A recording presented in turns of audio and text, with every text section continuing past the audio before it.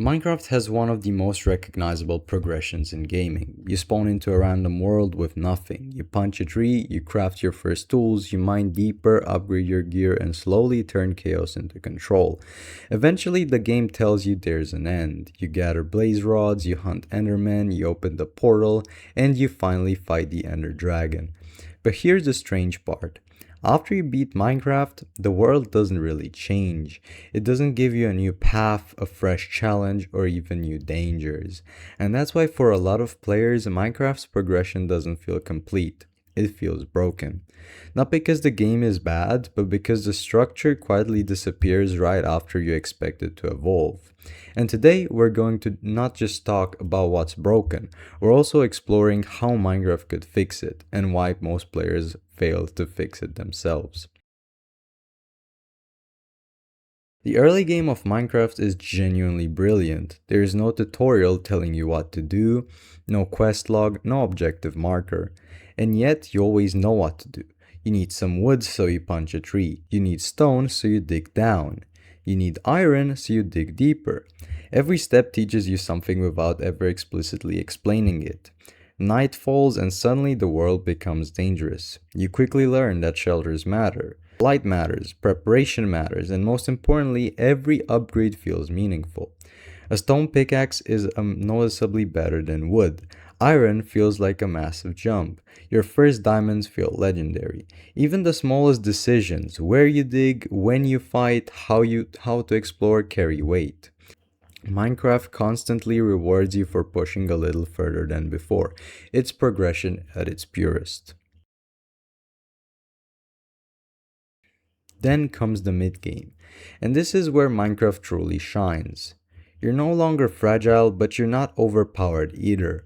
You enter the nether for the first time, and suddenly the rules change. The environment is hostile, and mistakes are punished.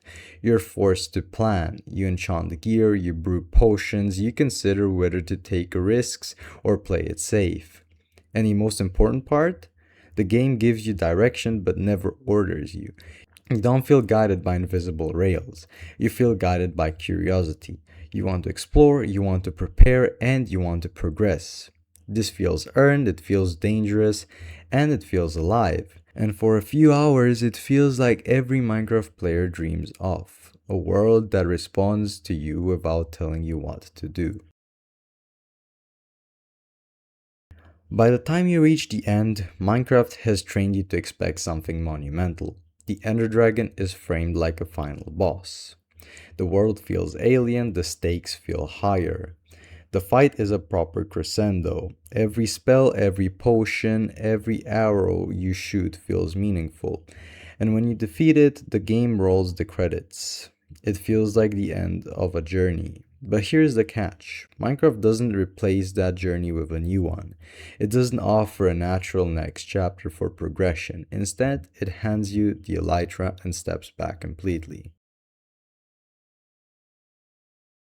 The Elytra is one of Mojang's coolest additions. It's fast, it's fun, and it feels incredible to soar across the world.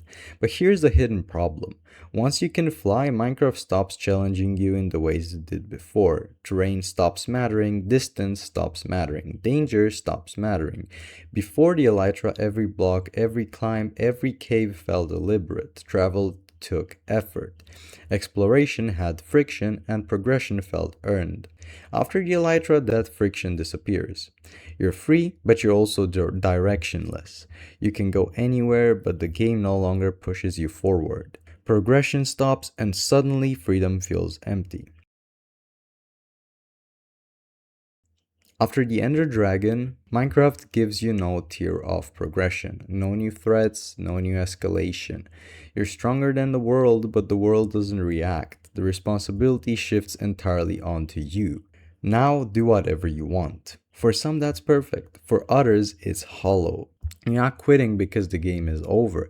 You're quitting because the game no longer gives you a reason to care. It's a strange, almost philosophical problem. A world built for freedom becomes overwhelming when structure vanishes. And here's the thing, this is intentional. Mojang designs Minecraft as a sandbox first, not a progression RPG. They avoid forced endgame systems because they don't want to tell players how to play. They want creativity itself to be the final objective, and it works. Minecraft is one of the most successful games ever made, but it comes at a cost. When structure ends, not everyone knows how to replace it. The journey feels incomplete, even if you technically won. So, how could Minecraft fix its late game without breaking what makes it Minecraft? The answer isn't forcing players into a linear path, that would ruin the sandbox. Instead, it's about adding optional systems that give late game a sense of purpose. For example, tiered challenges. These could include rare structures, special loot, or even endgame bosses like the Wither, redesigned to feel more dynamic and rewarding. Not everyone would have to fight them, but those who do would find new stakes, new preparation, and a new thrill. Even the Ender Dragon itself could see subtle changes that give repeated battles or exploration a fresh layer of challenge. Another idea is progression world interactions. Imagine biomes or events that react to your power, mobs that adapt, terrain that becomes more hazardous, hidden resources that only appear once you've reached a certain stage. This would make the world feel alive again, not dictating your play but giving subtle nudges that there's more to discover. The key is an optional guidance. Players could still roam freely, build endlessly, and explore creatively. But for those seeking structure or late game tension, these systems would provide meaningful goals. And of course, the bosses themselves, Wither, Ender Dragon, and potential new additions could be reimagined slightly to fit this philosophy.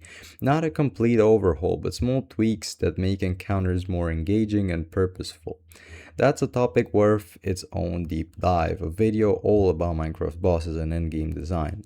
In short, Minecraft doesn't need to force progression, it needs optional layers that gives endgame players a reason to keep pushing, building, and exploring without taking away the freedom that makes the game special. So Minecraft's progression isn't broken because it's poorly designed, it's broken because it ends too early, leaving the player to invent the rest. For some, that freedom is the entire point, for others, it's frustrating. The upside? With a little imagination, creativity, or community mods, you can give Minecraft a second life even after the Ender Dragon. Optional challenges, self-imposed rules, or tiered goals could restore the sense of progression, and the Wither boss or new rare structures could make the endgame feel alive again. But most players never stick with it, and that's why so many feel the game stops talking once they're done. So if you enjoyed this video, subscribe for more deep dives. Comment down below what would you add to Minecraft's endgame. And remember, every world you create is a story, every challenge is yours to define, and every player has the power to fix broken progression themselves. Thanks for watching, and I'll see you in the next one. See ya!